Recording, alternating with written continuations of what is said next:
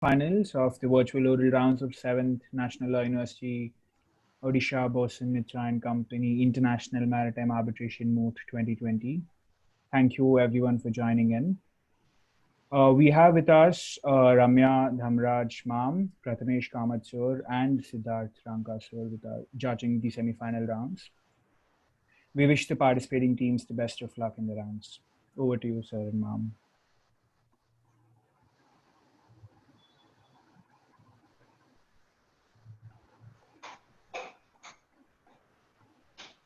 All right, just to Ramya and Prathamesh, if I may, just start off the round. So I think we'll go with the usual process. I think we've been contemplating between ourselves how we start. I think we'll go with the usual procedure where the claimant starts first and then we go to the respondent. All right. So if there's anything, the claimants can begin. All right, sir. Am I audible to everyone? Yes. All right, thank you. You may start the timer. Greetings, members of the Honorable Tribunal and counsel on behalf of respondent. I am counsel 1. My co-counsel and I shall be representing the interest of the claimant in the present matter before the Honorable Tribunal between Timaeus Cargo Lines and Atlantis Empire. Counsel seeks permission to address the panel collectively as the Honorable Tribunal and individually as Madam Arbitrator and Mr. Arbitrator. At the outset, we submit that the claimant is entitled to recovery claims to the tune of 89,918.42 cents on account of damage sustained to multiple consignments of banana during the voyage under the care of the respondents. I shall be addressing issues 1 and 2 for a duration of 19 minutes. My co-counsel shall be dealing with the issues 3 and 4 for the next 21 minutes. We shall be reserving 5 minutes for rebuttals. I seek permission to move on to the facts of the case. Please move on. Thank you, Madam Arbitrator.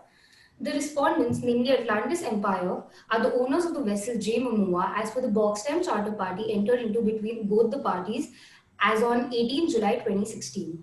During the transit dating 3rd July to 31st July, damage occurred to multiple consignments of banana under the caption container unit TWCU 6830612.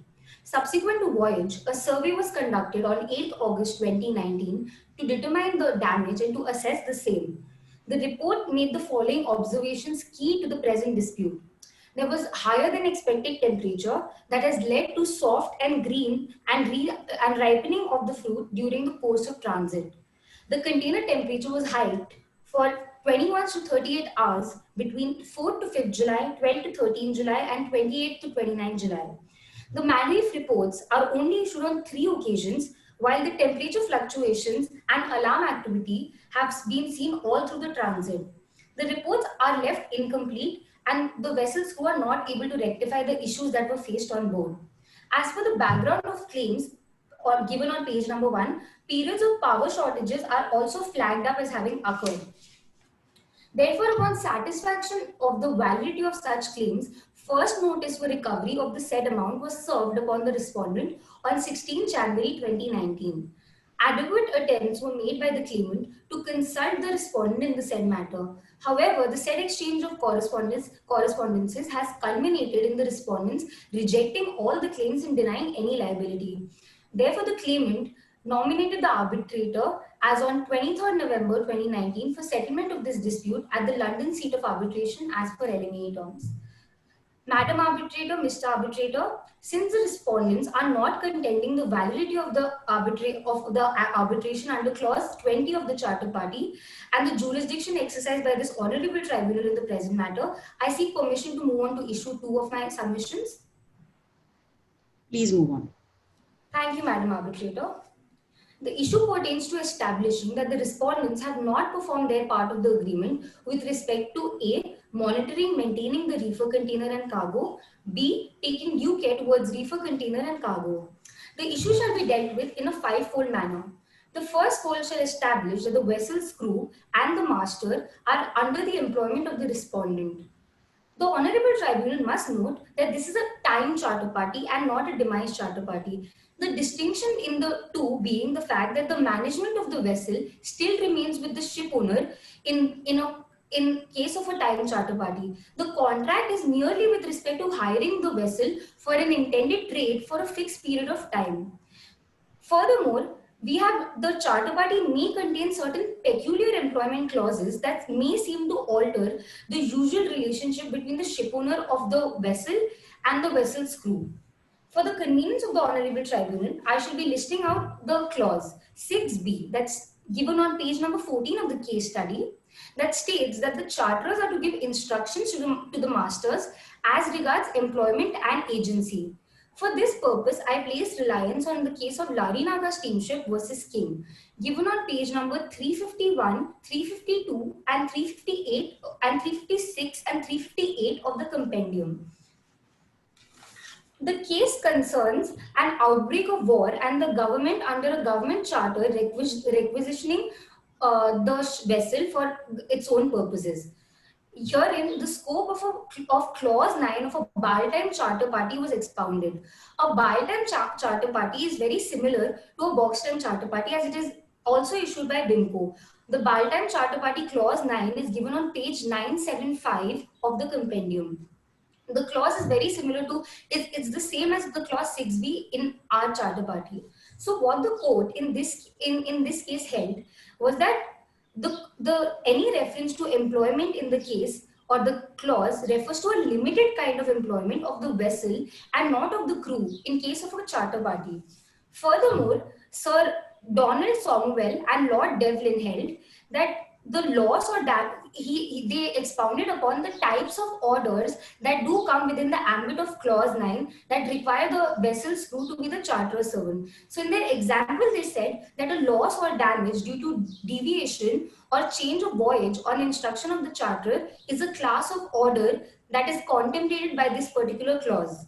However, the court also held that in the event, in a particular event where the loss is provided for elsewhere in the charter party, the charterer cannot be held liable for the same loss. Now we come back to clause 17 of our charter party. Clause 17 clearly says that the respondent shall be held liable for all loss or damage to cargo resulting due to the lack of due care in making the vessel seaworthy and in the failure to properly keep, carry and care for the goods on board and failing in properly manning and equipping the vessel. Furthermore, now the charter party also contains certain peculiar clauses of clause 17b that states that the vessel's crew is the charterer servant with respect to repairs. Also clause 47 that says any reference to vessel's crew as charterer servant should be made with respect to liability for container and cargo. However, we urge the Honorable Tribunal to construe these two clauses in consonance with the rest of the clauses in the charter party to obtain a true picture of the relationship between the vessel's crew and the respondent. For this purpose, we highlight clause 11d that states that the owner are to ensure refrigeration facilities are in due order. As per page 56 of the charter's technical question, they have clearly said that the vessel's crew has been appointed in accordance with the reefer container maintenance and repair functions, and they are capable to repair the same. Furthermore, as per clause 13, and if the charterer requires any change in the vessel's crew, the same has to be done upon an investigation conducted by the respondent, and it's the final discretion of the respondent. Therefore, from this we can conclude that the respondent controls the aspects of employment of the vessel's crew, and hence we urge the Honorable Tribunal to see the fact that the vessel's crew is under their direct employment. If the Honorable Tribunal has no questions, can I move on to my second fold? Sorry, if I may, I just have one question, and maybe because I've lost track of the clauses you're relying on. So you're relying on clause 6b, clause 17, and clause 47. Is that correct? Mr. Arbitrator, I'm trying to bring out the distinction by exemplifying these clauses. Okay. And I'm communicating the entire scheme of the charter party in the said case. Sure. Okay. Understood. Thank you, Mr. Arbitrator. Yeah. The second fold of my arguments shall be dealing with establishing that the respondents have breached their duty to monitor and maintain the container. Kindly refer to the relevant clauses for this particular fold. Clause 11d states that the owners are to ensure refrigeration is maintained in good order. The same is given on page 16 of the case study. On page 17 of the case study, the Honorable Tribunal shall be seeing clause 13F that states that the owners are to maintain refrigeration logs. Clause 17B states, gives the following functions, that the owners are to ensure power supply to containers, A. B, that they are supposed to record performance minimum once daily, and C, that they had to endeavor to repair and rectify fault in respect of such units, given on page 19 of the case study. It is humbly submitted before the Honorable Tribunal that the respondents have failed in performing all of the above obligations in the following manner. Firstly, the Malreef reports issued on 5th July upon alleged morning rounds were not able to fix the problem of power outage. It must be noted by the Honorable Tribunal that the power failure as per the temperature log started on 4th July 9 p.m. itself. If I may draw the Honorable Tribunal's attention to page number 106 of the case study, wherein the power on state column, which is the last column on that sheet, stays false. That means there was no power supply to the container for 19 hours straight, and the same is detrimental to the quality of the bananas, considering they are temperature sensitive.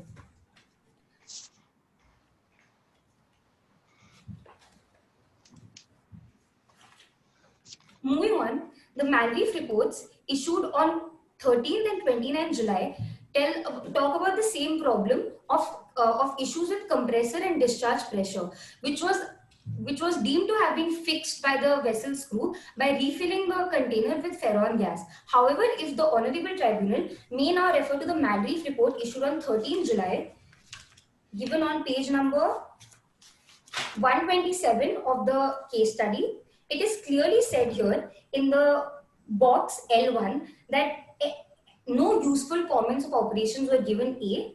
B, was they were asked if any assistance was required at the next port, meaning that was any further repairs required. They answered it in no. Thirdly, the fact that according to box C3, given on the right hand column, it is stated that maximum temperature deviation during box was left empty. This indicates that the issuance of the Malreef reports have been done in a shoddy manner, and they haven't fulfilled the mandatory fields in the Malreef report, which denies us of the true nature of the events that were occurring on board. We were devoid of that information. Furthermore, the Malreef report issued on 29th had the same issue that was faced on 13th July. Therefore, a conclusion by the vessel's crew saying that no further repairs were required was against the duty of diligence to maintain diligence on board that was placed upon them as per clause 17. Furthermore, the power supply has been interrupted from 13 July 2:30 p.m. to 4 p.m. as well. If the Honorable Tribunal may now refer to page number 121 of the case study, they may notice that it's been highlighted in gray. The fact that they have again not supplied power to the caption container unit. Moving on to the fifth ground, the temperature fluctuations have been noted all through the voyage as indicated by the temperature log. This indicates the lack of monitoring of the container's temperature, considering the fact that when the goods were on board, the temperature fluctuation was seen. As soon as the goods were discharged on 31st July, there were no temperature fluctuations seen. And before the voyage began on 3rd July, again no temperature fluctuations were seen. Furthermore, the respondents, as per the correspondence sent to us on 26 January 2019, they claimed that they were not in receipt of temperature data, so therefore they have maintained monitoring logs. However, if they have maintained monitoring logs, like they claim, a pertinent issue of temperature fluctuations cannot go undetected by them. And had they detected such a temperature fluctuation, which was detrimental to the conditions of the temperature sensitive cargo, they should have communicated the same information to us so that we could have suggested them a course of action in the said regard. Council, where do you find this obligation in the Charter Party? Mr. Arbitrator, as per clause 11D, they were supposed to ensure throughout the currency of the Charter Party that refrigeration facilities are on board are maintained throughout. Therefore, they have failed in this express obligation placed upon them. But Council, if you read clause 17B, their obligation is to rectify it, make their best endeavors to rectify it. Those endeavors appear to, from the malfunctioning report, it does appear that they have made endeavors.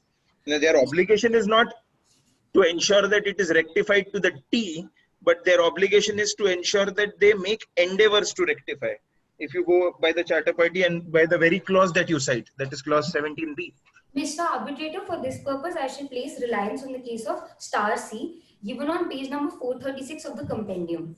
It is in the said case, the vessel's crew, because the vessel's crew was considered to be incompetent and the vessel was held to be unseaworthy, because even though they conducted repairs on the engine, there was an outbreak of fire and they were not able to fix the issue. They did not know how to use the CO2 and the extinguisher facilities on board. Drawing parallel to our particular case, considering the fact that they knew that there was issues with the refrigeration facilities, there was an additional diligence expected of them, and informing us of the same, considering the fact that the respondents in their written submissions are claiming that they are acting as charterer servants, they should have come to us for any further instruction that they require. Now hold on, counsel, just a minute. You draw reference to clause 6B, which is common in every time charter party. But please see clause 17B. This reiterates that for issues pertaining to electricity supply, even for them, for those purposes also, the crew on board is treated as charterer servant. Please see clause 17B. I'm not making a reference to clause 6B as you referred, for which you cited the judgment. I'm making a reference to clause 17B. Indeed, Mr. Arbitrator. However, we could not, them acting as charterer servants, they had to keep us informed as to the issues that were being faced on board. However, the Malreef reports that they have been issuing us have been giving the idea that there are no pertinent issues that were being faced. Therefore, we were not even informed that the temperature fluctuations are happening to that extent, and the quality of the condition of the bananas on board are risked to such an extent because of the Malreef reports being left empty and uncompleted. Therefore, we were not obtaining a true picture. Therefore, the repairs conducted by the vessel's crew on board haven't been done in a very diligent manner. And for this purpose, I shall be re-establishing the same as per the third fold of my argument dealing with seaworthiness. If I may move on to the third fold of my argument with the permission of the Honorable Tribunal. Most certainly, yes. Sorry, just to interrupt, I'm sorry, I'm going back one step. You said that if the owners would have got in touch with the charterers earlier, you could have suggested some alternative solution or something like that. Maybe this is something you want to elaborate on. Not now, but what is the alternative? I'll be interested to know. But you can start with seaworthiness and then you can address this question later. Indeed, Mr. Arbitrator, the same burden shall be absorbed by the council. Moving on to the third fold, dealing with the duty of care obligation fixated upon the respondent as per clause 17A of the charter party. The clause 17A will be divided into three parts. The first part dealing with the lack of due care in making the vessel seaworthy before and at the commencement of the voyage. The same duty the vessel's crew have failed in, considering that the power failure has been experienced on 4th July night itself and the voyage had started on 3rd July. Therefore, right in 24 hours, the vessel power supply was cut off. Therefore, they have firstly failed in this obligation. Secondly, the second obligation talks about properly manning and equipping the vessel. For this, I would like to place reliance on the principle of good seamanship. What good seamanship means is that vessel's crew must work with ethics, they must work as per their contractual obligations, and thirdly, they should have good judgment. Considering the fact that this was temperature sensitive cargo, it was clearly communicated to them that, and particulars of the cargo was communicated to them under clause 6E that states that the charter is supposed to give them provisions and the details about the cargo, and they had seen that the bill of lading temperature was at 13.6. Therefore, temperature had to be maintained at the specified temperature. I have now placed reliance on the case of Hadley versus Baxendale that laid down the rule of special circumstances. The court in this case held that the defendant shall be held liable for damages that may have been reasonably contemplated by the parties acquainted with that knowledge. The same case is given on page 433 of the compendium. In the said case, there are two pertinent aspects. Sorry, counsel, if I may interrupt, I think we can move on. We are aware of the Hadley Baxendale, so In the interest of saving time, let's just move ahead. Indeed, Mr. Arbitrator. Yeah. If I may get an extension of 5 more minutes. I think 5 minutes a bit too steep. Maybe 3 minutes, Mr. Arbitrator? 3 minutes. Yeah, 3 minutes is fine. But Thank in 3 you. minutes, please sum up the argument and the case you're putting forward. Indeed, Mr. Arbitrator. As for clause B, that they were supposed to properly man and equip the vessel, it's also given in the part 3 of the charter's technical question that the vessel's crew has been appointed considering the fact that they have to maintain and repair the monitoring the vessel, the container on board. Considering this fact, their appointment has been made according to the requisites of the charter and the intended trade. However, if they now fail in repairing such normal repairs that occur in a normal voyage or in the ordinary course of voyage, it does show lack of due diligence on their part. Moving forward to point C on properly carrying and keeping goods on board, they have failed in this obligation considering the fact that temperature fluctuations have been noticed all through the voyage and they haven't maintained due monitoring logs, and the Malreef reports issued do not indicate the true nature of the issues being faced on board. Furthermore, the respondents in their written submission say that the claimants have breached the burden placed on them as per clause 6C, that they were supposed to provide safe containers in proper working conditions. However, we would vehemently reject this contention of the claimant by stating the following issues. The survey report given on page number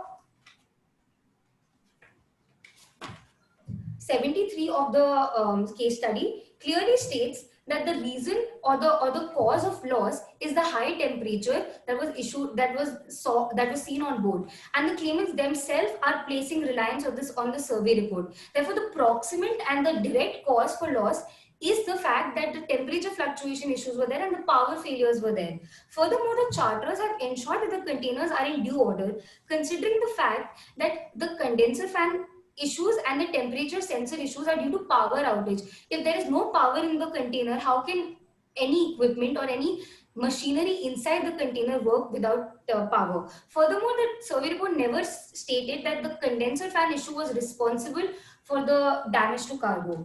Also, the fact that if you may refer to page number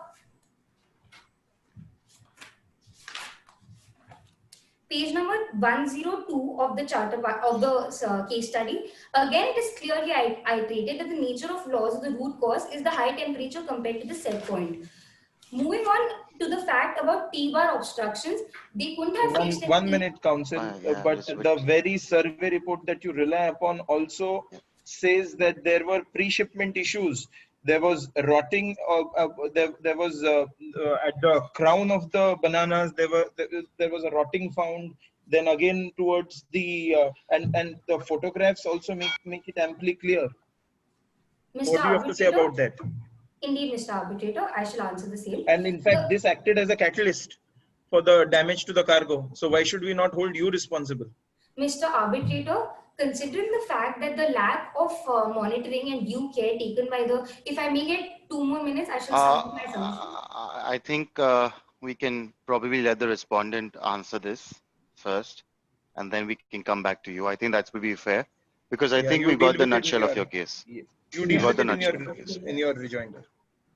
Thank you, Mr. Arbitrator, Madam Arbitrator. It was a pleasure arguing before this honorable tribunal. I shall now call upon my co-counsel to address issues 3 and 4 of our submissions. Thank you so much. Yeah. Just to clarify, am I audible to everyone? Yes. Yes, you are. Thank you. A very good morning. I am counsel on behalf of the claimants representing the instant matter and shall be dealing with issues 3 and 4 respectively. Counsel seeks permission to address the panel collectively as honorable members of the tribunal and individually as Madam Arbitrator and Mr. Arbitrator. Yes, please proceed. Much obliged. Engaging with issue number 3, it is our contention before this honorable tribunal that it should be expected of the owners or vessel's crew to advise the charterers if the reefer was malfunctioning, along with their duty to maintain logs. In the instant case, damage has occurred to the cargo was during voyage due to fluctuating temperature, and such malfunctioning had not been communicated to the claimant. The said issue is divided into 3 limbs. In the first limb of my argument, it is our contention that there was a duty on the owners to ensure seaworthiness. Secondly, there was also an implied duty to advise the charterers, and third limb contending that the vessel's crew's negligence is attributable to the owners. The duty of seaworthiness was imposed upon the respondent in the instant case as per clause 17A of the charter party on page number 18 of the case study. Which Counsel, if I may interrupt, I think Indeed. I would give you help by saying, don't worry about the seaworthiness argument, because the argument would fail because you have other 16 containers and there were no problem with them. So I think you can move on from the unseaworthiness argument to something which probably has more meat, if I could use the word meat. Mr. Arbitrator, to clarify the same, the vessel was having a complex circuit system. Right. Further, the electricity, if it was provided to one container, would not affect the other containers because there were different circuits. Sure. Further, as per the part 3 of the charter party, there were 600 refrigeration circuits kept on board. Hence, the power supply to one container which was not provided is a crucial point to be noted, because seaworthiness, what we're trying to imply, also comprises of cargo worthiness in the instant matter. If I'm Counsel, in which case, please also enlighten us on the fact that under the charter party, the unplugging and the plugging of the reefer containers was the responsibility of the charterers. To draw your reference, it is at page 14. Yeah, indeed, Mr. Arbitrator. Indeed, as per clause 14B, if I'm not wrong, it clearly says. But however, not 14B, page 14, line 85. Yes, plugging and unplugging. But however, it also states that if required, in the instant case, the owner should have asked the charterers upon instruction in order to repair or rectify.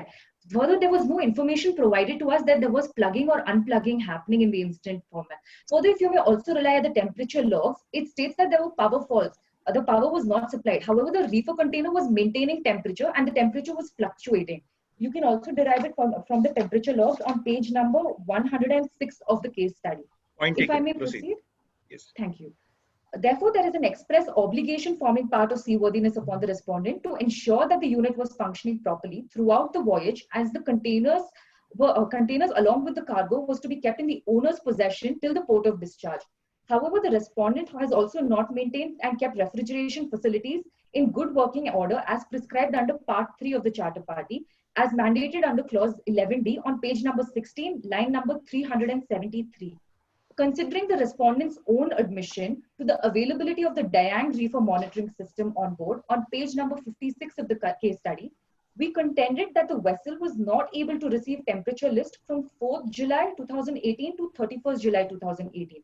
Then how else was the respondent able to maintain and monitor temperature logs throughout the currency of the charter party? This said information was extremely necessary in the instant case, as the cargo was a set comprising of refrigerated fruit and was ought to be delivered in sound and proper condition.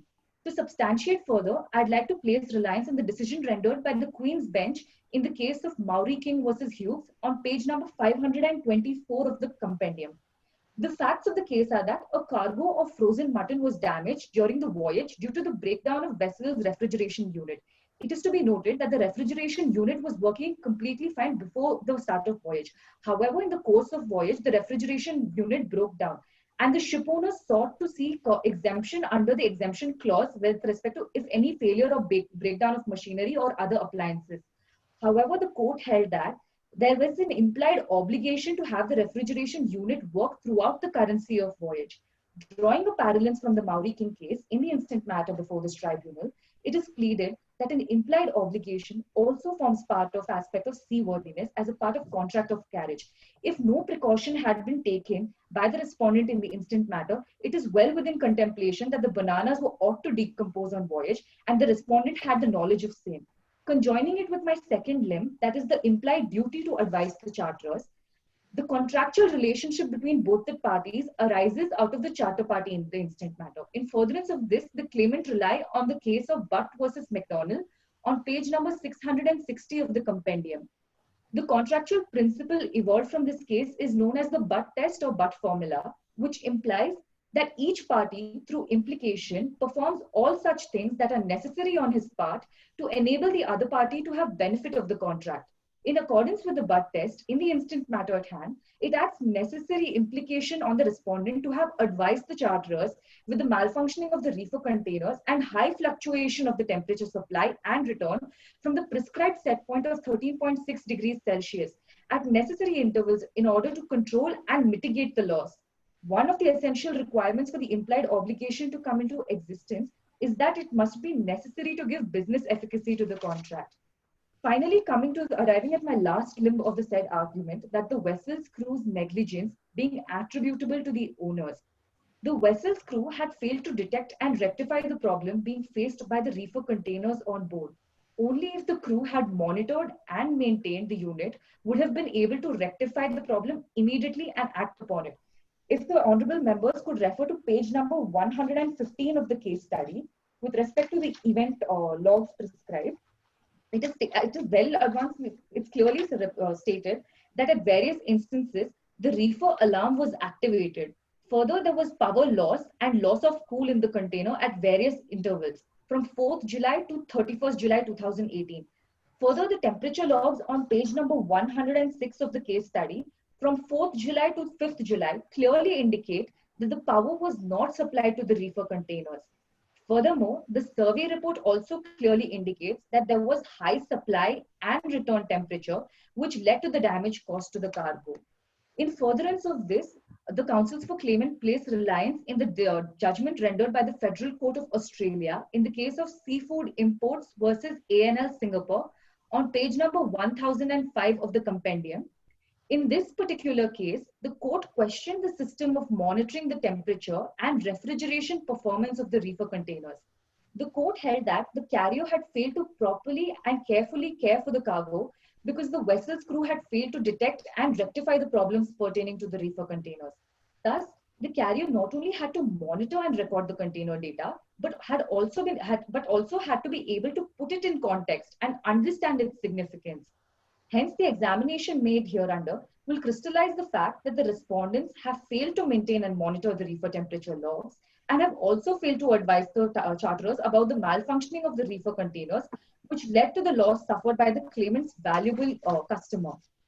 Furthermore, it is brought to the notice of the tribunal that the respondent in their written submission on page number 9 applied the maxim de minimis non curat lex, which according to their submission states that the law does not note the small and trivial things. They have applied the said maxim in the present dispute as the owner's obligation to inform the charterer of the reefer's malfunctioning was so trivial in nature that it would not have any impact on the claim. Thus, the counsels for claimant find the application of the maxim in the present context acting contradictory to the good seamanship practice, which ought to be followed by the respondent and his crew members. Furthermore, emphasizing on the same point, the master's negligence was the proximate cause of the over-ripening, and thus the owners are liable for the damage and to the charterers completely. Furthermore, the cause which is proximate is one terms of inefficiency. Master's crew inefficient led to the premature ripening. Therefore, if the tribunal has no questions, may I proceed to my fourth issue? Just to be sorry, Siddharth, you go. No, Ramya, you can proceed. You can proceed. You can ask the question. Just to be clear, can you pinpoint exactly what you define as the negligent act on the part of the crew and master? Indeed, Madam Arbitrator. They were supposed to maintain and monitor the temperature logs, and as per 17B, they had to rectify and repair the breakdown of machinery. However, this was to be done only on instruction of the charterers. In the instant case, there was no information provided by the respondent to the claimant with respect to any malfunctioning occurring on board. Hence, they were supposed to advise us so we could inform them with further more instructions. Okay.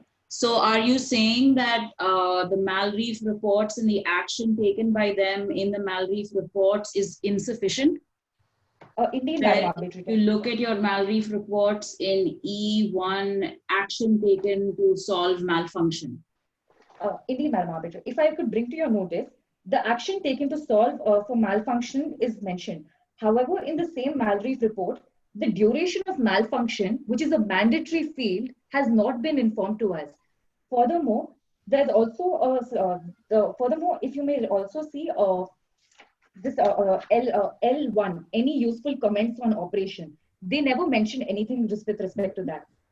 Also, if you refer to M1, assistant required at next port, it clearly said no. If they would have said that any assistant was required at next port, we would have immediately provided them with the same assistant. If you may see the Malreef reports, the port name has clearly been mentioned, which is the next port to be going. For example, in the first Malreef report, it was Balboa. In the next one, it was Rotterdam. And in the third Malreef report, it was St. Petersburg. Even in the last Malreef report, they say that there was no assistance required. If the tribunal... Don't you think that they're saying no assistance required because they seem to have fixed the problem? Madam Arbitrator, if you may see the last Malreef report on page number 128, they say that a low carried out leak test found. However, there was no explanation about what was the further course of action, what was the next course of action.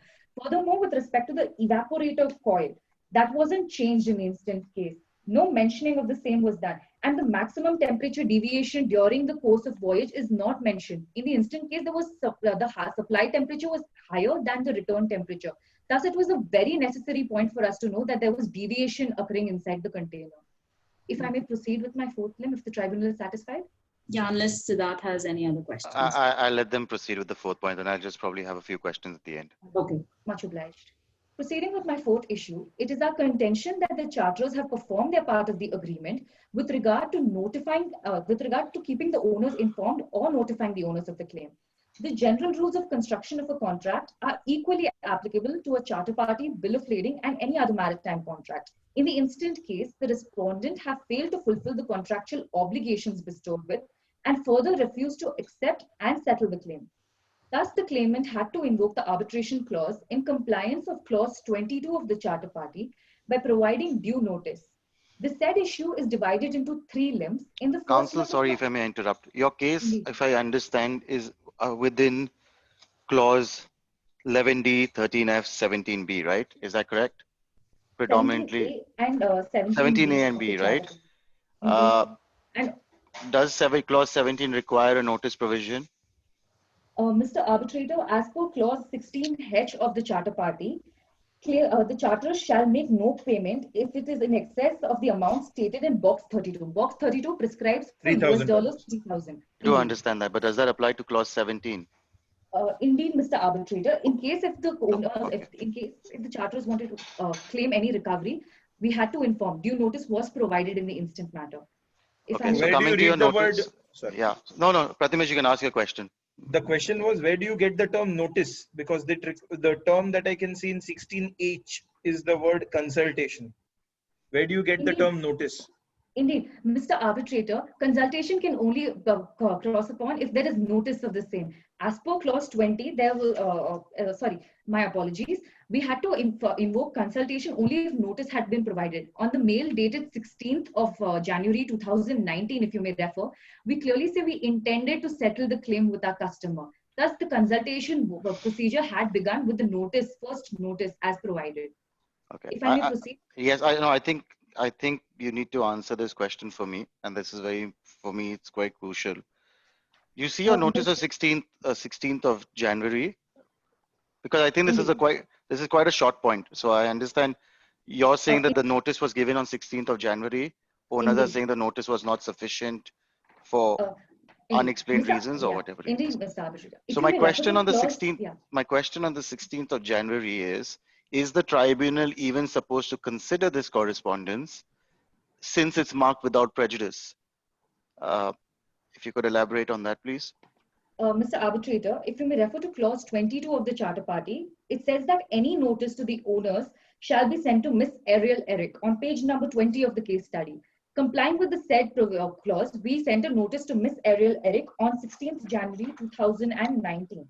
Now, Counsel, I understand you sent the notice. I'm not discussing, or I'm not asking you on the compliance of the provisions of clause 22. It's on the document being marked without prejudice, right? So the question which really comes, and this is the deliberation for the tribunal, is can this be considered as a valid notice for the purposes of evidence before this tribunal? That's the question. Indeed, Mr. Arbitrator, it can be, because because in the said email, we clearly state that relying on the document attached in the mail. So we had conducted a survey report. Further, we had extracted the temperature logs, and only upon due diligence upon our side and the genuineness of the claim did we approach the owners, because it was their fault. Okay, Thank you. In my fourth issue, it's divided into 3 limbs, and in the first limb of my argument, it is contended that the owners were duly notified of the claim sought to be recovered. Secondly, it is contended that the damage was caused to the goods during voyage, and in the final limb, we contend that the determination of liability imposed upon the respondent. The claimant have duly mailed, as already stated. If I may just move on to my second limb, in my first limb, I would just like to establish the point that as per clause 17D of the Charter Party, the notice of arbitration is well in accordance with clause 20, which is well within the time limit of 24 months. Since the notice of invoking of arbitration agreement was sent on 23rd November 2019, so it is well within the time period of 24 months, and the Honorable Tribunal has jurisdiction to hear the present matter.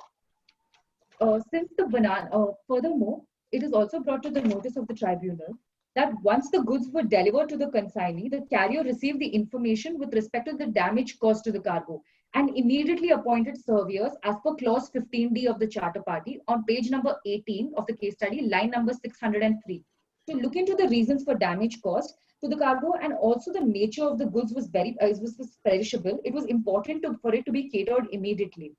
In the second fold of my argument, it is deduced that from the survey report that the goods were damaged in the course of voyage.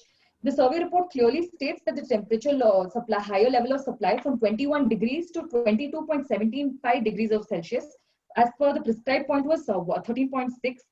Furthermore, the cartons were block stored and there were ventilation holes placed inside the carton. So there was no interruption for the airflow supplied for the refrigerated fruit. Furthermore, it is also important to note that hence we place reliance on the temperature logs, the survey report, and the event logs, and submit that we have undertaken all due diligence to ensure that the cargo would reach its port of destination in good condition, and contend that the damage was caused due to the negligence on part of the respondent and crew members acting under his control. Further, it is contended in my final limb of the argument that the respondent are liable for the loss and cost and cannot seek recourse to limit their liability. In accordance with clause 17H of the Charter Party of the case study on page number 19, my apologies, page number 19, it says that notwithstanding anything herein the contrary, neither the owners nor the ship shall be entitled to the benefit of any limitation of liability if it is provided that the loss or damage resulted from an act or omission of the owners done with the intent to cause loss or damage or recklessly, and with the knowledge that the loss or damage would probably result. In the instant case, there was recklessness implied on part of the respondent by not ensuring proper maintenance and monitoring of temperature logs and fluctuation of temperature supply in the reefer containers from the prescribed set point of 13.6 degrees. Further, there was a personal act of omission of the owners to instruct the charterers to ensure that to take further instructions. Furthermore, it is brought to the notice of the members of the tribunal that the respondent in the written submission contended that the note of protest was not issued to the owners. It is clarified by the counsel for the claimant that the respondent is not a party to the bill of lading. Furthermore, as per the terms of carriage on page number 66 of the case study, term 9, which deals with notice of loss, in the instant case, the consignee was delivered with the goods on 8th August 2018, and the damage so caused was brought to the immediate notice to the carrier, and appointment of the surveyor was immediately done on 8th August 2019. Furthermore, the respondent cannot seek any exemption with respect to any absence of letter of protest. Also, it is kindly if the tribunal may refer from page number 89 of the case, page number 95 of the case study, the image number DSC 01137 clearly states, deciphers that the cartons were kept on pallets. So there was no obstruction, even if the T-bar flow was obstructed. There was no obstruction of airflow supply. The further in the survey report on page number 77 clearly says that there was no airflow obstructions inside the reefer container. Further, it is very important to note that since the bananas emanate high level, or may have to get 1 minute extra, I'll conclude it with my prayer and sum up my argument. Sure. Right. Thank you. Thus, it is humbly pleaded before this honorable tribunal that the claimant has complied with respect to keeping the owners informed and notified of the claims sought to be recovered. Further, the respondents have failed to advise the charterers with respect to any malfunctioning with the reefer containers or high fluctuation. if the bench is satisfied, I may proceed to my prayer. Yeah, I think we are aware. Yeah. Just one question, so that we want you to answer it in your rejoinder once your rejoinder starts. How we want this basis page 66, which is the which are the clauses to the bill of lading, and more particularly clause 9. How is the claim not time barred? Because the time bar under the bill of lading is 1 year. So I want, can I just answer this in a few seconds? Yes. The claim is not time barred because the consignee had been delivered the goods on 8th August. On 8th August itself, we got the information was given to the carrier that the goods were damaged. And on 8th August itself, the surveyor were appointed because the nature of goods was perishable in nature. So therefore, your claim is not time barred. Mr. Arbitrator, if you may refer to page number clause number 17 D of the charter party on page number 19, it says time limit. Here it says I know. I'm aware of that. I'm asking you basis clause 9 of the bill of lading. Why should we not hold your claim is not time barred? Mr. Arbitrator, in the take bill your of time, lading, think through. The respondents are not parties to the bill of lading. In the instant case, the shipper, the consignee, the notifying party, and the carrier shall be the parties in the bill of lading. We got an answer. Thank you. All right. Thank you, Mr. Arbitrator. May I just state my prayer? Sure. We are aware. It's okay. Okay, we don't need it, but I have one question, just, and if you can address this. If you look at the way I see your case is that you settled the claim under the bill of lading, right? And what you need to justify is that your settlement under the bill of lading was correctly done, and that you as the owner and the contractual carrier are liable. In this regard, can you just address 12.4, clause 12.4 of the bill of lading, of course? Okay, of the bill of lading. All right. Thank you. It was a pleasure and privilege presenting before this honorable tribunal. Thank you. I will answer it in my rejoinder. Thank you. Yes, certainly.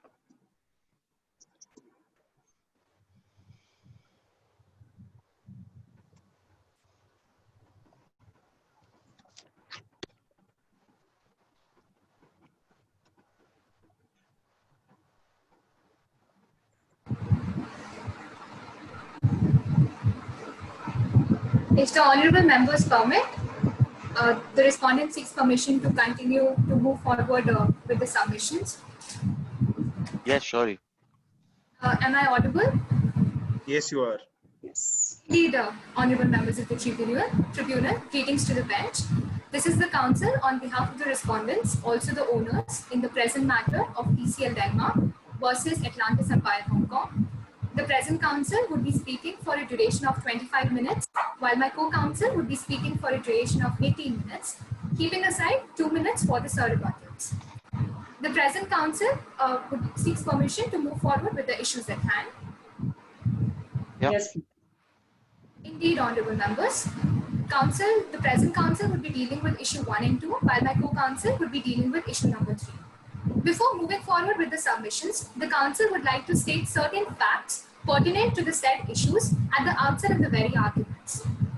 The first one being, if the honourable members may please draw their attention to page number 34 of the case study, clause number 47, which clearly states that the vessel's crew are the chartered or servants with respect to their liability concerning the cargo. Secondly, the counsel would also like to state that with respect to the factual matrix is also silent with respect to the monitoring logs, and therefore no comments can be made as to the cause of action, as to the cause of the said temperature fluctuations, as well as the course that was taken by the owners on the alleged dates of 4th, 11th and 27th July. The said clarification with this regard is clarification number 5 on page number 2 of the PDF. And thirdly, the counsel also submits, if the honourable members may please refer to clause 6F on page number 70 of the case study, where it clearly states that the owners, the vessel's crew have to maintain the temperature logs, but the charterers have to ask for those temperature logs. Sorry, which clause are you referring to? Madam Arbitrator, clause 6F, which is mentioned on page number 17. The council seeks permission to move forward with No, I'm sorry. Can you just read the clause because I can't find it. So I'm sorry. I might be. Yeah. Indeed, Mr. Arbitrator. On page number 17, clause 6F, which it is there on. Apologies, Mr. Arbitrator. It is there on. It's 11F. It's 11F on page number 90. 11F. Okay, I still don't have 11F. I have 11E. Page 9. Yeah. Page 19. Of the hard copy, it's page number 70. There is a difference of 2 pages, honorable members. 11F. Yes, Madam Arbitrator, which clearly states that the owners shall maintain full deck, engine room, and where appropriate, refrigeration locks during the currency of this charter party, and the charterers shall have full access to the vessel's locks, rough and official, covering this period. Okay, I still can't find. I still cannot place the clause. I know there is a clause that says that somewhere, but. Sure, Mr. Arbitrator, I'll direct you to the same. Line 453. Page. Yes. Line 453, which states that the owners shall maintain full deck. So that's 13. That's not 11. Yes, 13F. Yes, that's fine. That's okay. We can proceed. That's apologies. No worries. The council seeks permission to move forward with the submissions. Issue 1 being that whether the owners perform their part of the agreement with regards to monitoring or taking due care of the refrigerated cargo or the reefer containers. The council would be dealing with this particular issue in a twofold manner.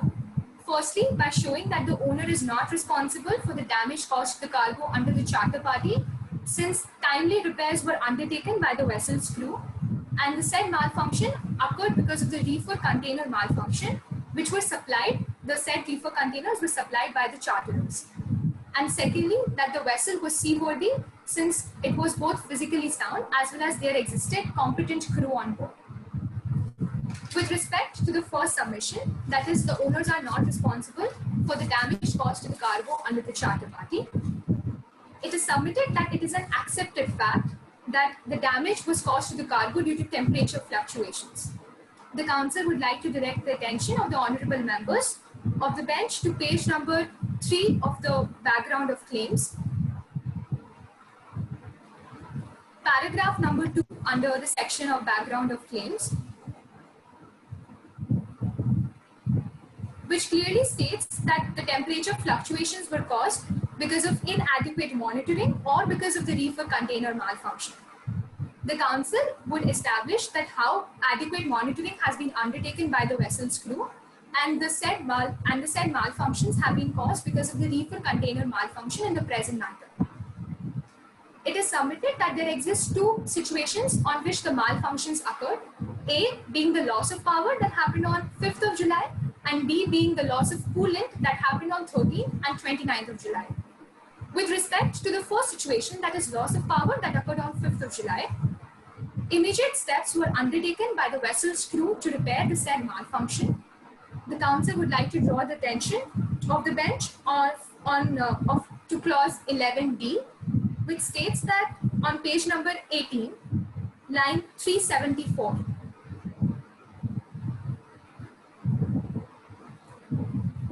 Go ahead. 16, ma'am.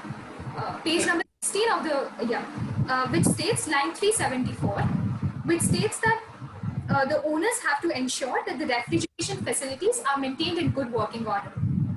With respect to the same clause and thereby clearly fulfilling their obligation, under the facts of the present matter, if you may please refer to also the Malreef report, which is attached on page number 126, under the column E1, which clearly states the action taken to solve the said malfunction, wherein it clearly states that the unit was found tripped and the same was troubleshooted and corrected by the crew. Therefore, the vessel's crew had clearly undertaken their obligation and the owners have clearly undertaken their obligation with respect to the same and fulfilled it. With respect to the second occasion, that is the loss of coolant that happened on 13th and 29th of July, it is submitted that the loss of coolant occurred because of the loss of because of the reefer container malfunction, the said reefer containers being supplied by the charterers themselves. Before moving forward with this submission, the council would like to explain one particular fact, which is that the respondents relied on the case of Mauri King versus Woods, wherein the vessel's refrigeration facilities were in question, whereas in the present matter, it is the reefer container that already has a refrigeration unit of its own that is in question. Therefore, there clearly is a distinguishing line between these two cases, and therefore the said analogy cannot be applied to the present matter. Which containers are these? Charterers containers, Mr. Arbitrator. All right. Mr. Arbitrator, at this point, the council would like to explain the very functioning of a reefer container, which is that it contains it has a refrigeration units of its own, and it has various sections. One such section is the condenser section, in which we have the condenser fan motor located, wherein this particular fan motor is responsible for circulating cool air onto the compressor and also to ensure that the evaporator coils that contain the refrigerant do not overheat. In the present matter, the refrigerant, there was a leakage of the refrigerant, and the same has been stated clearly in the Malreef reports attached on pages 127 and 128, if you may please refer to the same. Under the column E1, once again, the action that was taken to resolve the said malfunction that was undertaken by the vessel's crew, which is that they clearly conducted the leak test, and they found, and if you may please also refer to the right-hand side, the last column, which clearly indicates the spare parts that were consumed. That is 0.6 kg of freon gas was supplied by the vessel's crew to repair the said malfunction, as well as on the second occasion of 29 July, we supplied 1.6 kg of freon gas. It is also submitted that if you may please refer to clause number 17B, which is mentioned on page number 19 of the case study, lines 698 and 699, as well as the italicized paragraph which exists above it, wherein an inference can be drawn from a reading of both these paragraphs. It is to be stated that irrespective of the reefer malfunction, the owners have to undertake their best endeavors to repair any sort of breakdown in machinery that occurs. In the present matter, irrespective of the reefer malfunction that occurred, since the reefer containers were very much supplied by the charterers themselves, the vessel's crew went ahead and did their part of the obligation, wherein they undertook their best endeavors. When there was a leakage detected, when there was loss of coolant, they conducted the leak test, and they also supplied the freon gas, which is the refrigerant in the present matter. Therefore, it is submitted that owners cannot be held responsible for the damage caused to the cargo under the charter party. Before moving forward with the second submission of my first issue, the council would also like to address clause 17H, which was pointed out by the claimants in the present matter. 17H, which is with respect to the limitation, it is to be read with respect to 17C, which clearly indicates the limitation of liability. They have read, it is submitted that the clause has been wrongly interpreted, wherein we do not seek the exclusion of liability. The claimants are seeking, what the claimants had pointed out was towards the limitation of liability. Now, counsel, I think, I don't think the case is that you're there Mr. Arbitrator. No, so certainly it's just whether your liability is 89,000 or less, 84,000 or whatever the amount may be, or lesser. Indeed, Mr. Arbitrator, the claimants just mentioned the clause. Sure. Yes, Mr. Arbitrator. Moving forward with submission number 2, which is that the vessel was seaworthy. Since the vessel was both physically sound as well as there existed competent crew on board. The council would like to point out to page number 19, which clearly states the seaworthiness obligation under clause 17A, subclause 1. That is, the owners have to ensure that the vessel is both seaworthy with respect to at the beginning of the voyage. And with respect to seaworthiness, the council would like to mention that there are two aspects attached to seaworthiness. A being the physical soundness of the vessel, and B being that existence of a competent crew on board. With respect to the physical soundness of the vessel, the council would like to draw attention to page number 51 of the case study under part 3, under the column reefer containers. It has been clearly stated that there was sufficient power supply of 7 kilowatt per every 40 feet container provided. There were also 600 reefer sockets on board to ensure that the ship's power supply is supplied to the reefer containers. And moreover, for the said monitoring, there was also a reefer monitoring system that existed on board. Hence, it is submitted that the vessel was physically sound. With respect Council, sorry, Council, I think I'm just going to interrupt you on this, all right? Yes, what you're showing us is the warranty that you have provided or the description of your vessel. That's the charter party description, right? And I don't think it's in dispute that the vessel had these equipment on board already, right? That's not in dispute. The question, and I think it's not a question of unseaworthiness as far as my point of view is concerned, it's the question of breach of 17A2, and that is your failure to take care, failure on their part to properly and carefully keep and care for the goods and containers while on board. So you need to address that point. I think we can, for now, keep the seaworthiness issue aside. It's a bit of a, I don't think it really matters in this case. Indeed, Mr. Arbitrator, the council would like to state that with respect to the said obligations is laid down under clause 17A subclause 2, wherein it states that the owners have to properly and carefully take care of the cargo. In case of Cavendish bananas, taking into account the very temperature sensitivity and the highly ethylene sensitivity and the climatic nature of bananas, that is, they ripen rapidly upon harvest, considering and taking into consideration all those aspects, the vessel's crew clearly did timely repairs, wherein on the said dates of malfunction, that is on 5th July, 13th July, and 29th of July. On 5th of July, when the unit was found tripped, they troubleshooted the same. On 13th July, when there was a loss of coolant that happened, they also undertook the troubleshooting process where they conducted a leak test and thereby supplied 0.6 kgs of freon gas. And thirdly, on 29th of July also, when the same loss of coolant happened, they also once again supplied 1.6 kgs of freon gas. This all was undertaken irrespective of the reefer container malfunction that occurred. Therefore, it is submitted that the vessels, that the owners have fulfilled their part of the obligation under clause 17A subclause 2. So the issues that you're highlighting were all related to the ship or related to the containers? How many of these issues related to the ship? And how many of these issues that you're talking about related to the containers, which were provided by the charterers? Mr. Arbitrator, the second aspect of loss of coolant that occurred on 13th and 29th is related to the aspect of container. With respect to the 5th of July malfunction that occurred, when the unit was found tripped, we had troubleshooted the same and corrected it. So that's the only issue which has happened because of the ship. Mr. Arbitrator. Indeed, Mr. Arbitrator. And the same that occurred, and it is very normal for a reefer for the units to be found tripped, because in case there is excess of power supplied, sometimes there is a circuit break.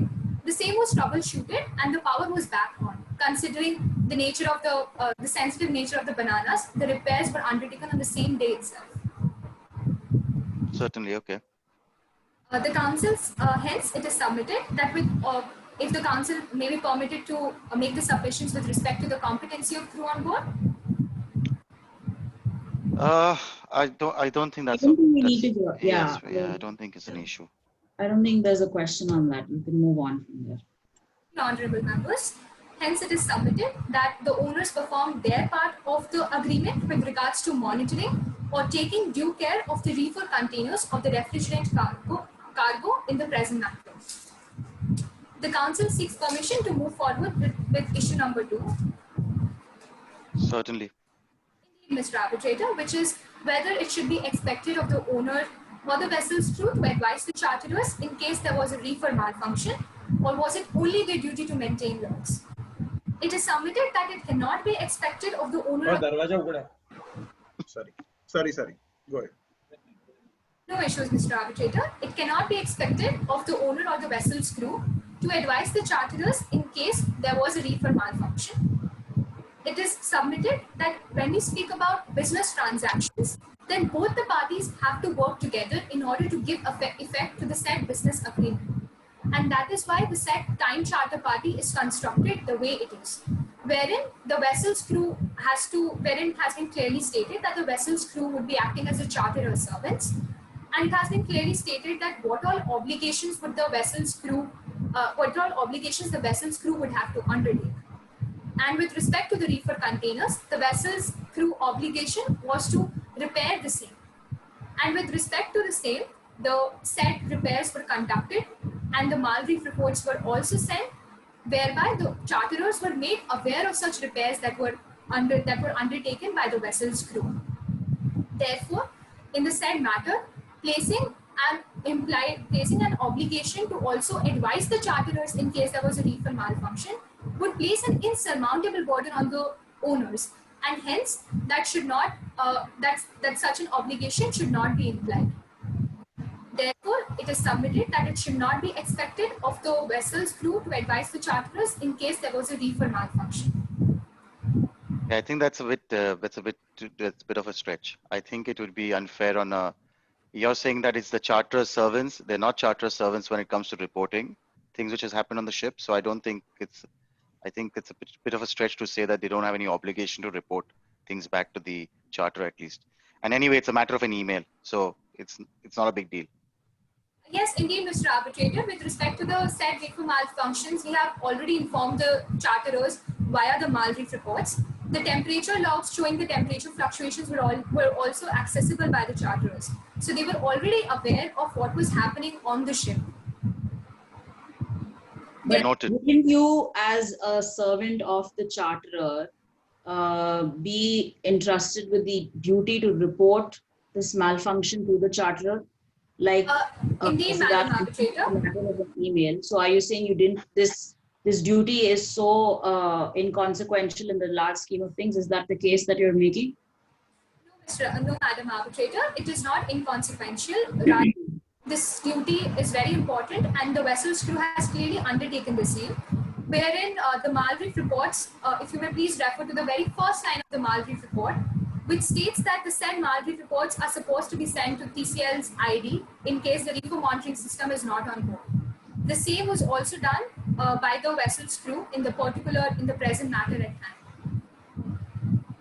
But if we interpret the word advice, meaning that they have to also give suggestions as to what is to be done, wherein they have already conducted the repair and they have already informed the charterers that the said repairs have been done. In that particular instance, that would amount to placing an insurmountable burden onto the owners and pinpointing all liability onto them.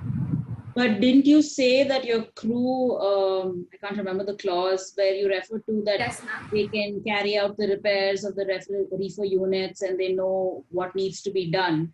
So considering your crew is well versed with this and has a detailed understanding of how these units operate, how do you then say that this is putting a huge burden on the crew or the master to ensure this is done? I'm sorry, I can't find the clause. Clause 17B, if I'm not mistaken, it's in the italic. Yes, the italic portion, yeah. Yes, honorable members, it is submitted that the burden, it is submitted that when we speak about the said malfunctioning and the said competency of the crew, that is not in question. The vessel's crew was clearly competent and they undertook their best endeavors to repair the said malfunctions. The present council's case is that with respect to the reefer containers, the vessel's crew had one foremost obligation, being that they had to undertake their best endeavors to repair the said malfunctions, which they clearly did on the 3 alleged occasions of the damage. And while once those said damages were also corrected, they had sent the Malreef reports to the charterers, informing them about the same, that the said repairs have been undertaken by the vessel's crew.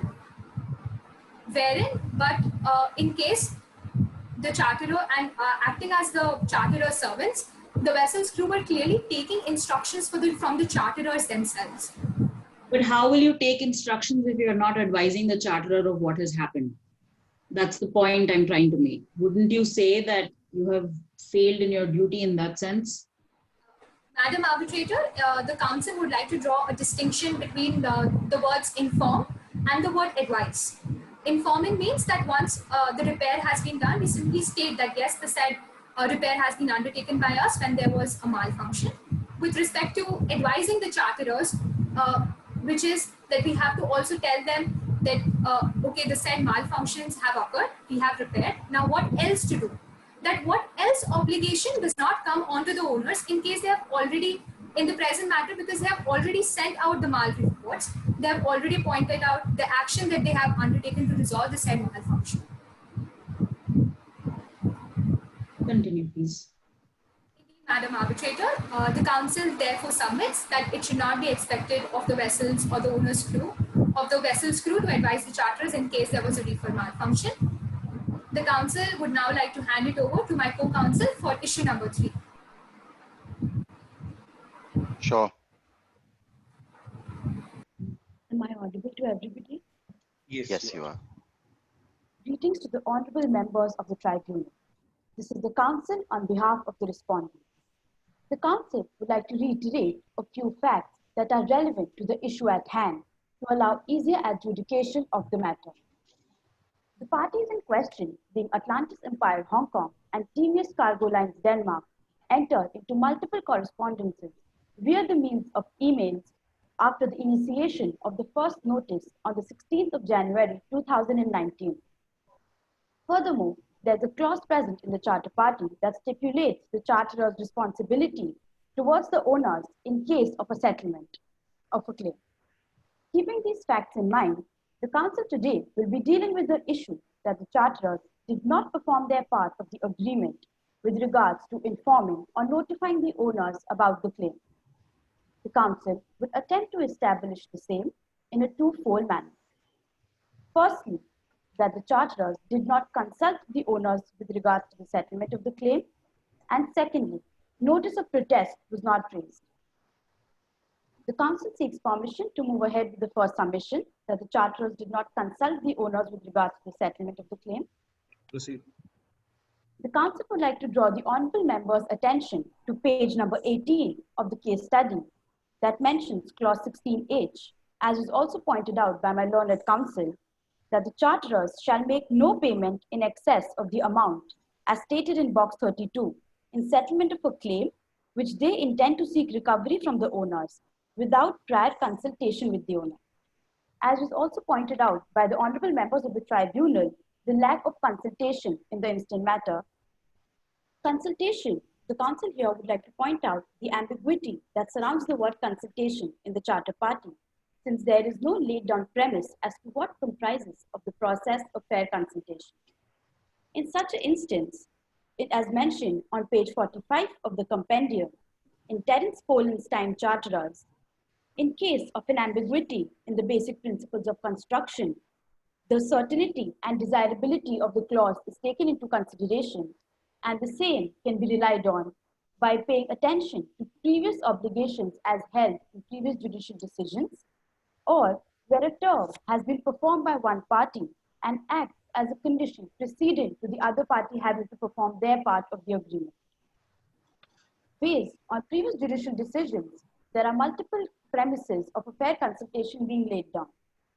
Firstly, as mentioned in the page on page 48 of the compendium, in the case of Dudley MBC versus SSCLG, that for a consultation to be proper, it must include reasons to allow the consulted party to make an intelligent response. In the instant matter, honorable members of the tribunal, the charterers, by the email dated 16 January 2019, conveyed to the owners that they found the claims to be genuine, without informing the owners on what evidences they relied their same on. They just simply mentioned that they found the evidences and find the claim to be genuine. In furtherance to this, on the mail dated 16 April 2019, the charterers lay out a further analysis of what the documents relied on are. However, on the mail in the first instance, that is 16 January, the charterers themselves laid down a 15-day window gap on the owners to stipulate their opinion in regards to the settlement of the said claim. Therefore, it was not possible on the owners to formulate their opinions, as was also raised by them in the mail dated 26 January, where they stated that they found the claim files of the charterers to be insufficient. Even though this mail was sent on the 10th day of the issuance of the first notice, the charterers did not provide any further evidence up until the 16th of January, which was way over the expiration of the 15-day window. Secondly, adequate time must be provided. As is mentioned on page 51 of the compendium in the case Hillary Wainwright versus Richmond upon Thames, London Borough Council. Honorable members of the tribunal, as was previously stated by the council, as in clause 16H, as mentioned on page 20 of the case study, any payment over $3,000 can only be made with post-consultation with the owners. The said claim in question is nearly 30 times that amount, and 15 days would have amounted to a reasonable amount of time for the owners to formulate their views in regards to the settlement of the claim, had proper information been provided to them at the first instance. And since the owners since the charterers via the mail of 16 April specified as to what documents they relied on, it is very clear that they were not averse to sharing this information. However, the same was still not done at the first instance. Counsel, what is your understanding of the term consultation? Mr. Arbitrator, since the charter party in itself does not lay down what will comprise of consultation, the previous judicial decisions, which have time and again laid down separate premises of what comprises of consultation is being laid down. For instance, firstly, the charterer should have provided the owners enough information to formulate their opinion. Reasonable time to formulate such an opinion should have been provided. And the product of consultation, when the final decision regarding the matter is being made, the opinion of the other party should also be taken into consideration, which in this case was clearly not done. And to establish the same, the council would like to bring your attention to the mail dated 16 January 2019, as mentioned on page 10 of the case study, paragraph 3, which reads, "We intend to settle the claim in full. Please let us have your agreement on the same before we conclude the claim in 15 days. In the instant matter, honorable members, the charterers have already decided on meeting the claim in full, and the usage of the word agreement here amounts to concurrence and not consultation. Therefore, but the email is insignificant. Your obligation is in accordance with the terms of the charter party. This email to us reads as though they had agreed, they had sought your concurrence. One way or the other, they've asked for your say on it. So they have kept you in the loop. It's not as if they've taken a unilateral decision. They've kept you in the loop. Now, does consultation, I mean, that's why I asked you the meaning of the term consultation. Now, judicial decisions will depend on facts of each case. So you can't kind of extrapolate things from one judicial decision and apply it randomly. So, address us on this. Yeah, indeed, Mr. Arbitrator, the council here has previously stated that the charterers merely conveyed their opinion on the same and are already decided on meeting the claim in full. And even though the owners replied on the 26th of January, which was the 10th day of the issuance of the first notice, their opinion was not taken into consideration. And moreover, the survey report, which the charterers heavily relied on in the mail of 16th April, was only provided to the owners on the first instance of 16th April. And the owners were not informed about the same prior to that. Counsel, may I just ask two questions on this? Is it the case of the claimant, so as I understand, okay, as what you're putting forward, is that they settle with the receiver for and on behalf of the owner? Mr. Arbitrator, the claimants in the said case settle the claim with their clients for the damage. Oh, it's a simple question. Yes or no? Was it for and on behalf of the owners, or was it just a settlement between them and their counterparty?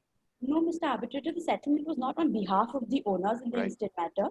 The owners were performed by the charterers on their following their part of the agreement.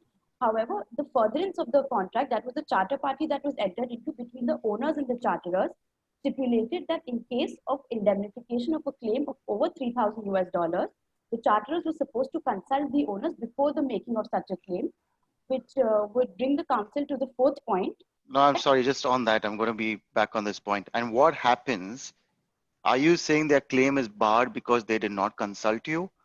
Are you questioning the reasonability of the settlement? I'm not understanding what the entire, there's a lot of discussion on clause 16H, but I don't see what the end conclusion of it comes to, please. Mr. Arbitrator, what the council here is trying to establish is that the charterers, as laid down in the obligations of the charter party, did not fulfill their obligations towards the owners, and the explanation as to the reasonability of the settlement was not provided to the owners, as the charterers just came and informed the owners about the said amount without taking into any consideration the clause which was agreed upon themselves in the charter party.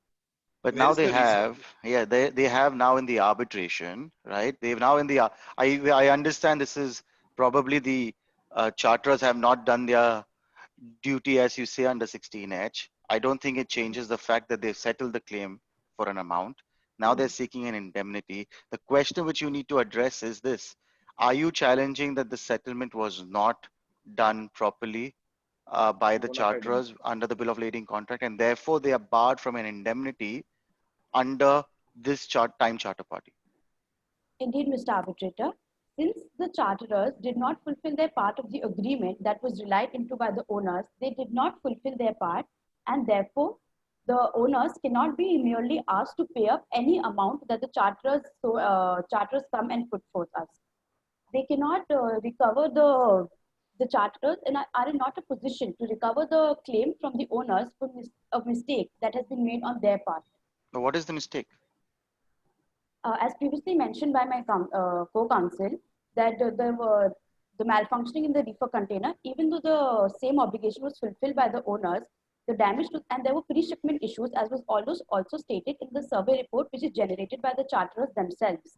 Mm-hmm.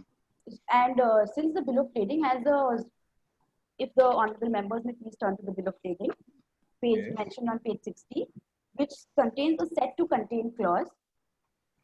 Right. Which states that the bananas on arrival of the port of loading were packed in containers, and therefore there was no way for the owners to determine the situation and condition in which the bananas were loaded on the vessel. And the survey report is that, as the country stated, previously stated that there were pre-shipment issues. So relying the entire burden of the fault of the charterers on the owners, as also mentioned by my co-counsel, will place an insurmountable obligation on us.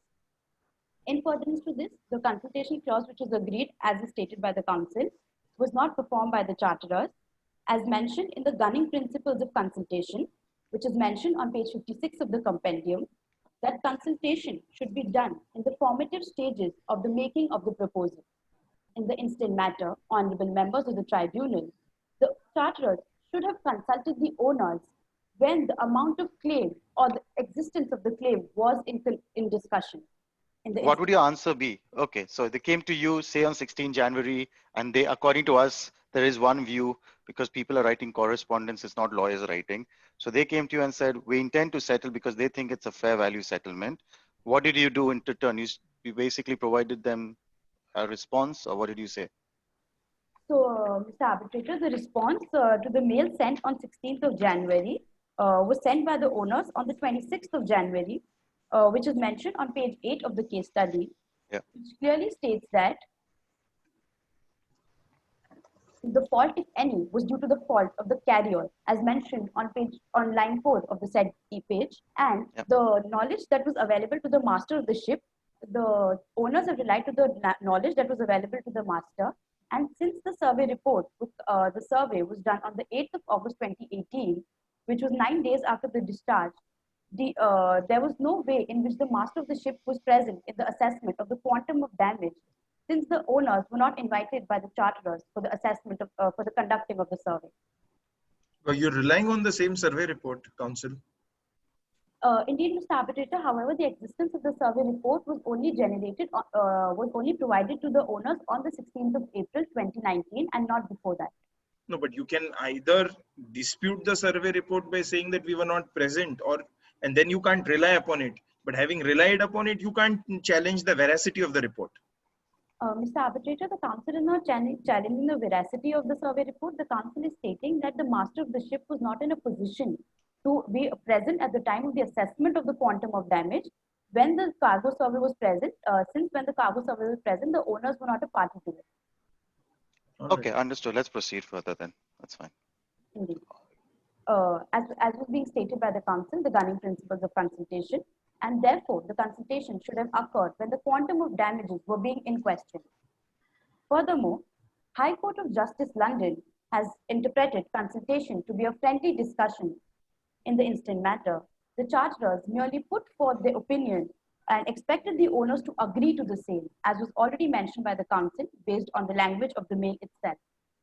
Therefore, the council humbly submits that, in the instant matter, the charterers did not consult the owners with regards to the settlement of the claim. The council seeks permission to move ahead with the second submission. Yes, yes, please. Much obliged. The notice of protest, as has been mentioned on page 68 of the case study, clause 9, if the honorable members may please turn to the same, states that unless notice of loss or damage and the general nature of such loss or damage be given in writing to the carrier or its agents at the place of delivery, before or at the time of removal of the goods, or if the loss or damage is not apparent within 3 days thereafter, such removal shall be prima facie evidence of the delivery by the carrier of the goods as described in this bill of lading. Sorry, which clause is this again? Sorry, where are you reading? Clause 9, Mr. Arbitrator, page 68. Clause 9. Okay. My apologies. Okay, fair enough. Does this apply to the owners or the charterers? Indeed, that is what the council will be dealing with now.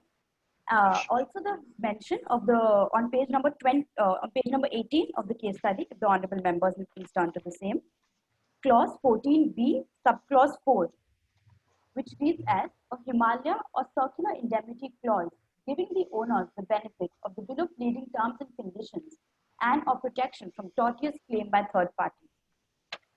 In the instant matter, honorable members, since the owners as claimed was also conveyed to the charterers via the email of 19th November, were not invited to the survey, the master of the ship could have delayed the raising of the note of protest till the time the actual quantum of damage was assessed. However, there was no instance in which the master could have done so as previously stated by the council. It was reasonable on part of the owners to assume that in case of any damage that has arisen in the transportation of the Cavendish bananas from Guaco, Ecuador to St. Petersburg, Russia, will be informed to them by the charterers by the raising of a note of protest, since the reasonable opportunity of the master to do the same was not provided. In the lack of issuance of the note of protest, they assumed for the goods to be delivered in a fit state, which was also mentioned in the case of Chimbasco Pan Nation Petrochemicals versus Aksa Ship Management, mentioned on page 63 of the compendium, which stated that the Honorable Court in this case held that the claim stood extinguished in the absence of the issuance of the note of protest in the stipulated period of time.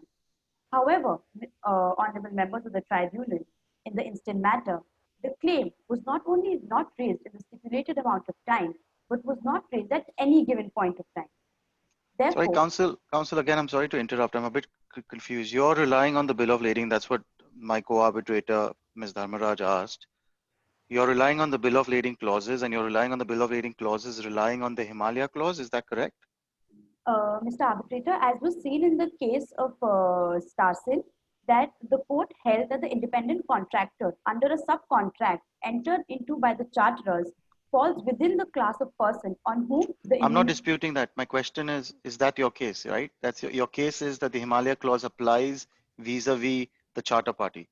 Indeed, between Mr. the parties. Yes. Indeed, Mr. Arbitrator. Can you tell me why it does? Mr. Arbitrator, the Himalaya clause applies vis-a-vis the bill of lading and the charter party because in the instant matter, the council takes 30 seconds to answer that question. Sure. Go ahead.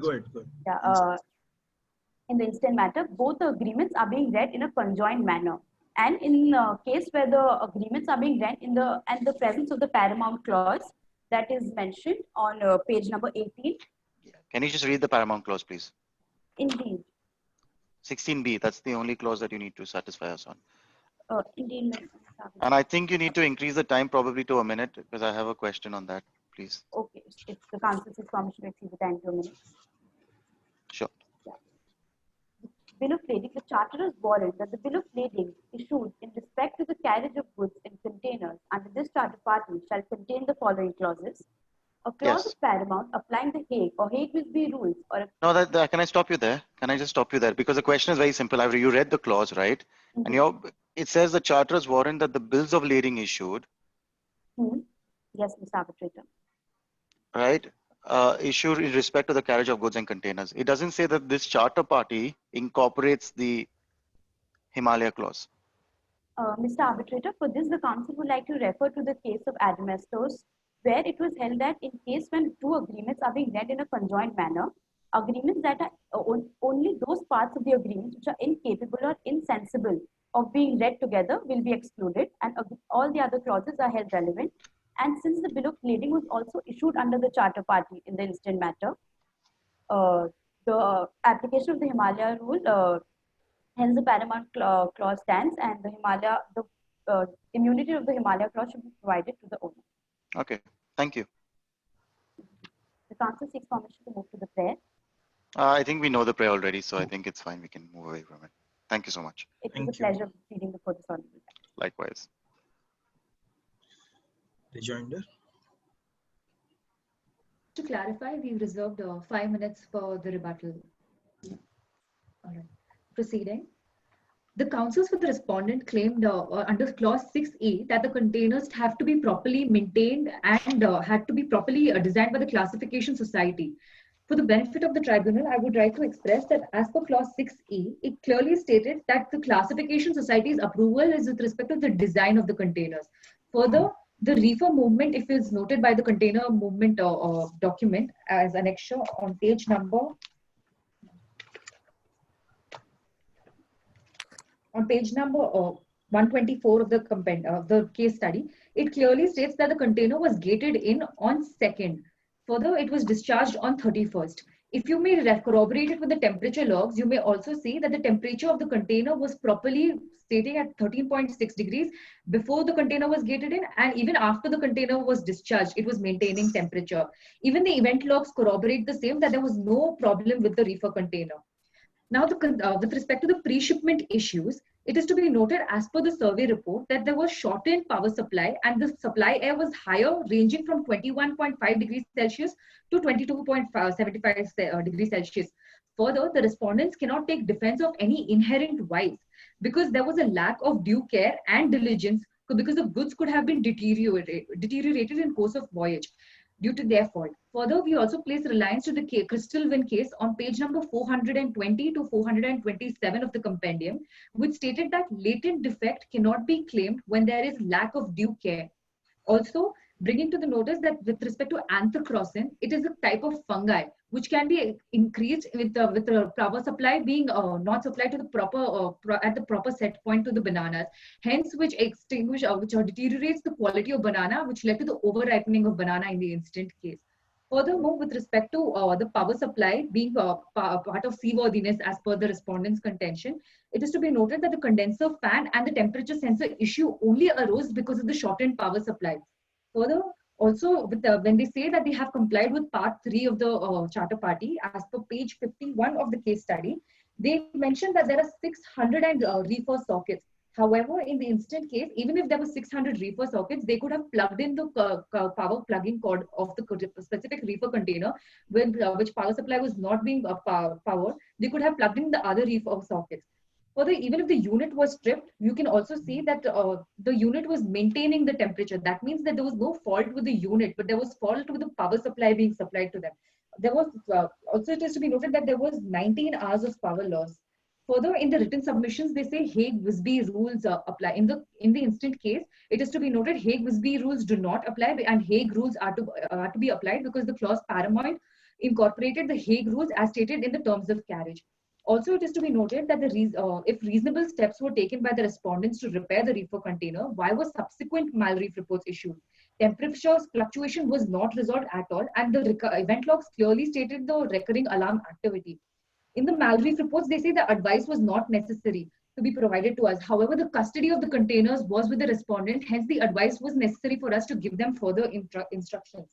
With respect to ethylene, since the bananas emanate high level of ethylenes, it is to be noted that the bananas were packed in bambak bags, which prevented any spread of heat or ethylene, which could damage the other cartons placed inside the same container. Furthermore, as per clause 13F, it says the temperature logs were to be accessible to the owner, to the charterers only upon request. In the instant case, if you may refer to the mails between the charterers and the owners, they clearly say that the temperature list was not available.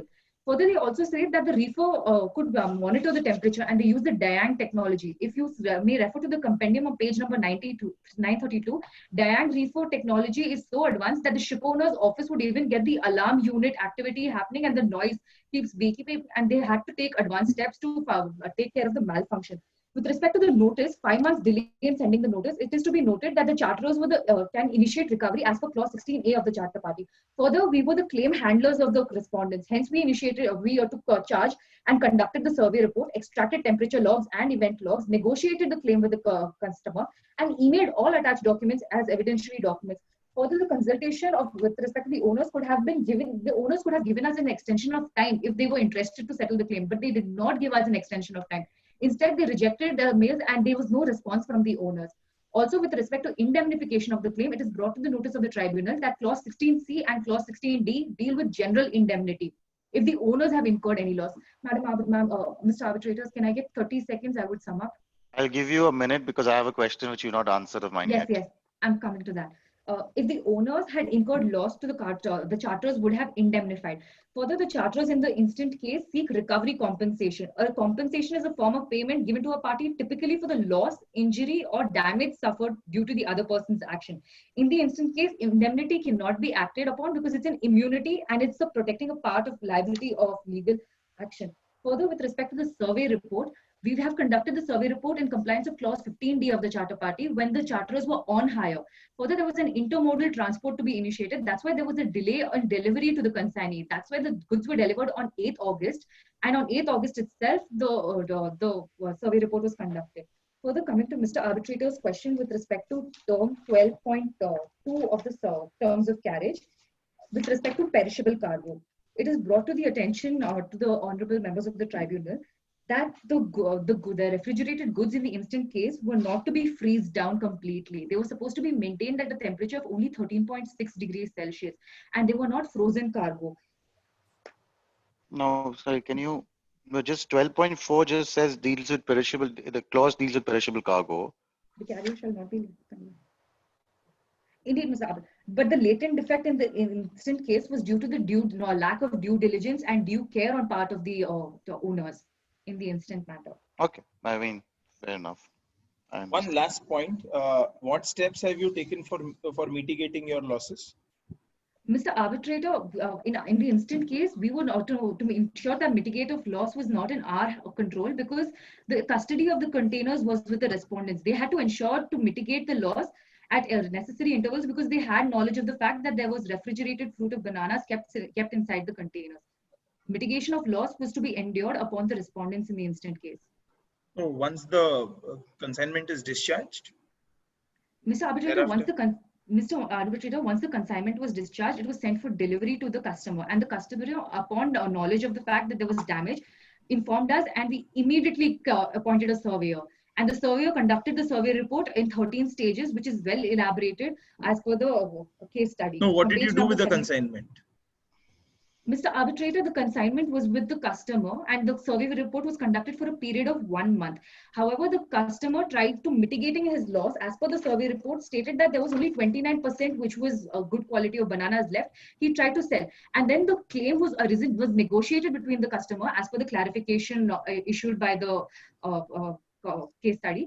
It stated that we had to, as per the terms of the carriage, we had to ensure that we had the value of the goods and the invoice value had to be kept in mind. Hence, we negotiated based on that, and whatever loss could be mitigated, that was the 29% was mitigated. Excluding that amount is being claimed is right now 89,918.42 cents.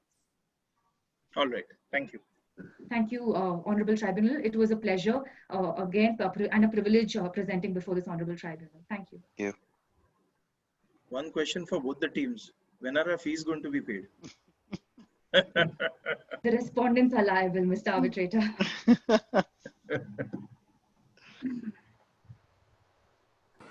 Honorable members, the council seeks permission to move forward this rebuttal. Sure. Indeed. First of all, the council would be relying and stating page number 14 of the case study, line 130, clause 6E. If the clause clearly states that the charterers warrant all reefer containers constructed to a design approved by Classification Society A, and B, that they are properly maintained. That is, the charterers has two obligations. We are contesting, the present council is contesting the second obligation, which is that the reefer containers were not properly maintained because there existed the reefer condenser fan motor issues in the said reefer container that was supplied by the charterers themselves. Moreover, as had already been stated in the submissions itself, that the vessel's crew is in fact acting as a charterer servants only by virtue of clause 47, which exists in the charter party itself, expressly stating that with respect to the liability towards the cargo, the vessel's crew would be acting as the charterer servants. Moreover, in all our submissions, nowhere the reliance is placed on the inherent vice of the cargo, rather the reliance is placed on the reefer container malfunction that occurred on the said occasions of the damage that took place. Moreover, the condenser fan motor, as was mentioned by my learned counsel, that the condenser fan motor issues occurred because there were power off issues. It is to be stated that in the event logs and the temperature logs, nowhere the power status has been stated to be false on these particular occasions. That means there was no power off that took place on the said alleged occasions that they are alleging on 13th as well as on 29th specifically. Moreover, as already explained by the council regarding the functioning of the very condenser fan motor, that there were said issues in the same and therefore the said damage occurred. With respect to the monitoring logs not being attached, the council had already submitted that the factual matrix is silent on the same. The clarification had already been issued. Hence, the particular said alleged damages as per the claimants on 4th, 11th and 27th of July cannot be put into question. Moreover, sorry, council, just may I interrupt? I think the time is up. I think we'll just cut you short, but we'll give you an extra minute. I just have a question. Is your case under clause, is your argument that under the Hague rules or the Hague-Visby rules, what is applicable firstly? Because the other side is saying, charters are saying that the Hague, you've relied on the Hague-Visby rules when the Hague rules are applicable. Mr. Arbitrator, it is to be clarified that the claim is under the charter party. Right. And we are, the claim being under the charter party, the claimant's case being that we have defaulted on our charter party obligations, and therefore we have relied on the facts, on the factual matrix provided to us, stating that yes, we have performed our part of the charter party obligations. With respect to the rules being applicable, HVR is applicable under the present matter, but we are not the party to the bill of lading, since the carrier is the charters under the bill of lading. That is fine. So you're not party to the bill of lading. Is there a difference in your obligation under the Hague and the Hague-Visby rules as far as due diligence or duty of care is concerned? No, Mr. Arbitrator, there does not exist any difference with respect to the due diligence obligation of the duty of care. Okay, thank you. Indeed, Mr. Arbitrator. I think the time is up. I think unless my co-arbitrators want to hear anything further on your rebuttal, Ramya? I'm good. All right, I think we're fine for now. Thank you so much. Indeed, honorable members, thank you. Thank you so much. Thank you, everyone. That will be the end of the first semi-finals. We wish the participating. Your facts and the problems were well researched. I think the only feedback, if anything, is I think time management is something we noticed. A little better time management, and maybe understanding the question exactly. What is the question that the tribunal is putting to you? Because what we're trying to do is narrow down your point to something that is, you can talk about it for a long time and elaborate on it, but we want to remove the fluff and get down to what is the exact point that you're trying to make. So maybe pay a little bit more attention to what the question that the tribunal is asking, because usually it's a point of law, and if you satisfy that, that's what we're looking for. So other than that, your really good with your diction. And I think, yes, there's always room for improvement, but overall, we were quite pleased with how well it was presented. Yeah. So good job. Okay, from my end, I mean, I'll repeat what Ramya says. Most importantly, time management. Secondly, this is something that was told to me years back when I used to moot, or now when we started practice, just before when we started practice. We were told that when a question is asked to you, endeavors should be made to answer the question then and there, rather than to wait back and answer at the end. I mean, there are two disadvantages that one would have. One, if one does this, one tends to forget because you have a lot of things to argue, and secondly, you give an impression to the judges that you're trying to skirt the question. So you can answer it. It's ideal to answer it then and there. Be precise. There are too many things to argue. But most importantly, as Ramya says, is that listen, be vigilant. What exactly is the question that is being asked? Because many a times, being in a hurry to answer the question, you miss out the question and you end up giving an answer. So the judges or people out there to judge you may not ask for a clarification back, and an opinion may or may not be formed. But if an opinion is formed without asking you back, that will reflect straight away in your marks. So these are inputs from me. I wouldn't say feedback, but these are my inputs. Thank you. Yeah, just following up on what Ramya and Prathamesh have said, I think the most important thing is, because you guys have such less time, is to succinctly, whatever they say, put it very briefly in a summary position, what the case is. Taking the person through the facts completely. Of course, if the tribunal does ask you to do so, you should. But I think the case over here is a simple case which could be put up in 2 or 3 lines. So what is the issue? What is the reason why you're claiming over here? And what is the breach? And then identify the clauses where you really want to fight on. Because the more narration you give of the case and evidence, you lose a lot of time.